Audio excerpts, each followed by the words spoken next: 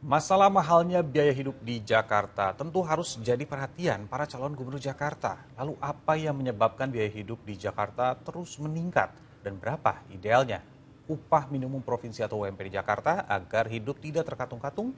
Kita dengarkan komen yuk.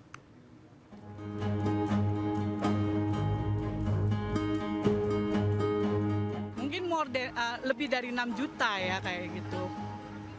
Ya sekarang aja untuk biaya hidup sehari 100.000 nggak cukup loh. 40% dari UMP yang ada deh. Naik 40% lah.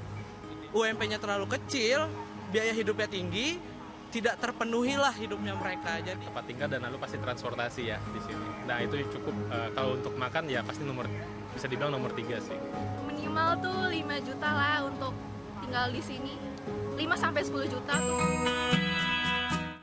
Kota Jakarta masih punya sederet masalah yang tentunya akan menjadi pekerjaan rumah bagi gubernur yang baru.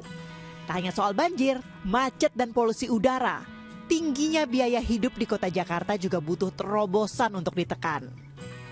Biaya kebutuhan hidup di Jakarta terus meningkat. Di tengah upah minimum provinsi atau UMP tidak sebanding dengan mahalnya tinggal di Jakarta.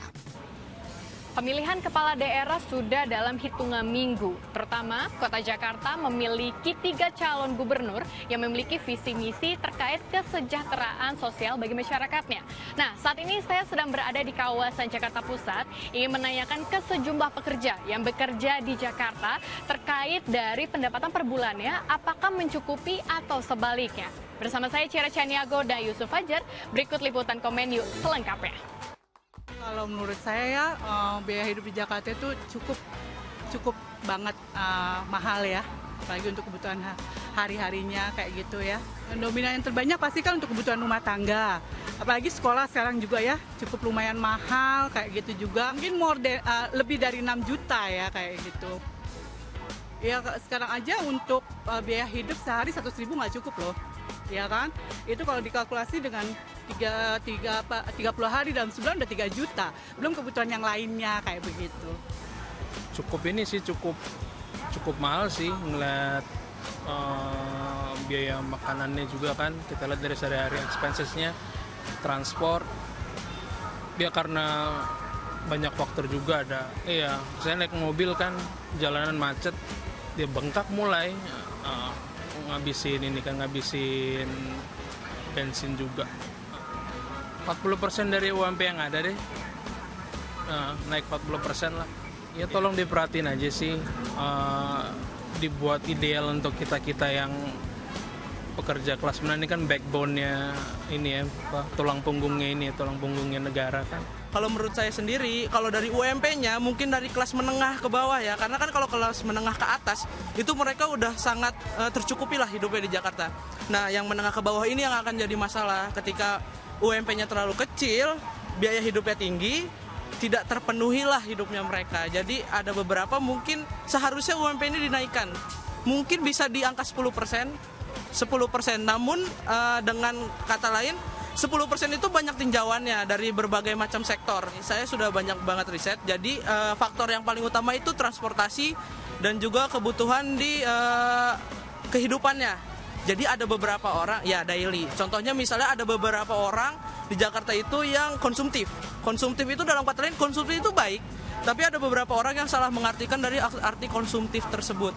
Jadi dari nilai mereka, konsumtifnya mereka dengan penghasilan mereka itu tidak seimbang. Kalau UMP-nya itu naik, tingkat kebahagiaan seseorang itu akan meningkat.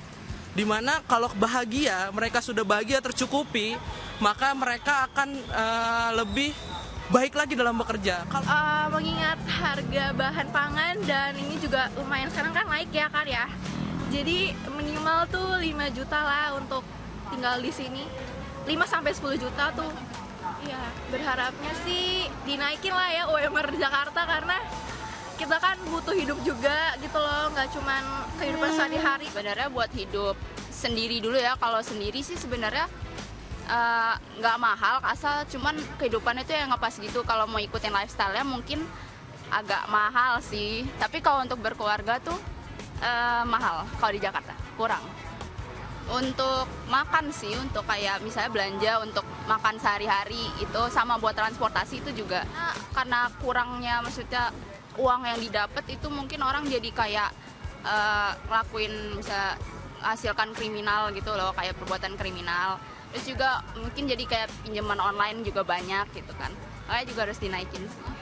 Seberapa mahal hidup di Jakarta itu sebenarnya tergantung ya dari pendapatan setiap orang, karena kan macam-macam ya, beda tingkat penghasilannya. Cuman kalau saya lihat rata-rata dari UMR aja, saya rasa sih ada perlu sedikit kenaikan ya di sana.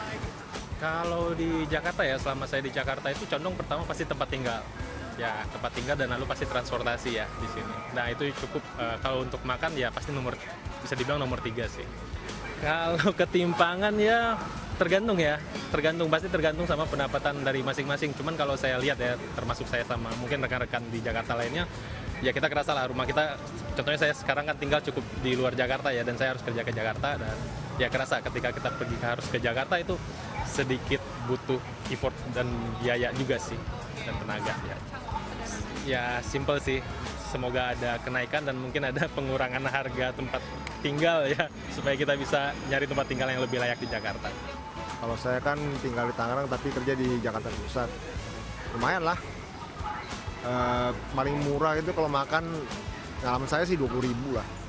Kalau makan dan transport itu udah ditakar gitu. Jadi ya dicukup-cukupkan. Cuma ada biaya-biaya lain yang kita kan juga perlukan, kayak mungkin bayar kontrakan, kosan, kayak gitu lah. Kalau dulu standarnya waktu saya kerja itu 7 jutaan, sekitar 15 tahun lalu, mungkin sekarang udah harusnya 15 lah ya. 11-15 lah. Balik lagi ke orang ya, kalau misalnya dia punya keinginan banyak, tapi nggak menyesuaikan sama kemampuan ya, mungkin karena mental kan. Menurut saya ya agak mahal sih Mas sekarang ini ya gitu, dan nggak mengikuti kenaikan gaji gitu, nggak sesuai gitu, jadi ya gitu. Kalau jujur sih aku lebih banyak ke cicilan ya Mbak, karena aku udah mulai cicil rumah karena udah berkeluarga juga gitu. Untuk UMP menurut saya sekitar 7.500.000 cukup sih harusnya. Ya. Ya jadi juga dari sisi perusahaan juga lebih saving cost, akhirnya juga salary pun turun gitu, kita harus nurunin gitu. Menurut saya sih ya dari pemerintah, khususnya gubernur yang baru nanti ya lebih diperhatikan lagi sih kita gitu, khususnya ya karena ekonomi juga apa-apa naik gitu. Iya sih, lumayan mahal untuk kalau misalnya kita standarnya UMR ya, itu sangat mahal sih ya. Yang ngepas. Pengeluaran terbesar itu untuk makan. Karena di sini menurut aku kalau misalnya nggak masak ya, kalau masak kan bisa hemat, tapi kalau nggak masak itu mahal. Oke, kalau sekarang kan 5, ya. Menurut aku mungkin sekitar 6,5. Iya, 6,5 sampai 7. Iya sih, karena kan UMR-nya itu kalau kita lihat dari tahun-tahun sebelumnya cuma naik sedikit ya, tapi ternyata biaya hidupnya itu naiknya banyak, lebih banyak daripada upah minimumnya itu sendiri. Sebenarnya kalau dibilang mahal atau enggak depends ya, tapi kalau dilihat dari perbandingan antara pengeluaran dan juga pemasukan, sepertinya harusnya bisa dibilang sih lumayan mahal. Tipikal anak muda kali ya untuk hobi dan makan sih.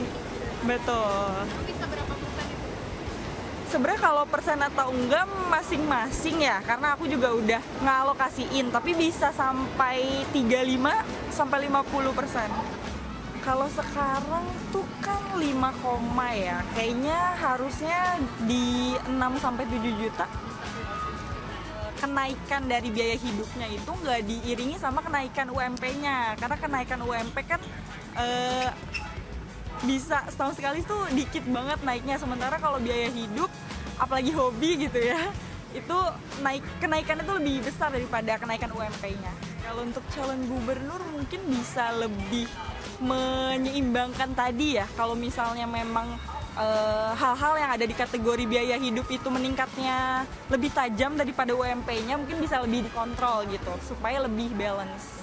Mulai biaya transportasi, biaya cicilan tempat tinggal, hingga entertain ataupun hobi menjadi pengeluaran yang cukup krusial bagi sejumlah pekerja yang ada di Jakarta. Hal ini tentunya mengalami ketimpangan antara pendapatan maupun juga pengeluaran setiap bulannya bagi mereka. Nah, kita akan melihat bagaimana calon gubernur nanti yang terpilih di Jakarta, apakah dapat mampu memberikan kesejahteraan sosial bagi seluruh warganya di Jakarta. Dari Jakarta, Ciracania Goda Yusuf Fajar melaporkan.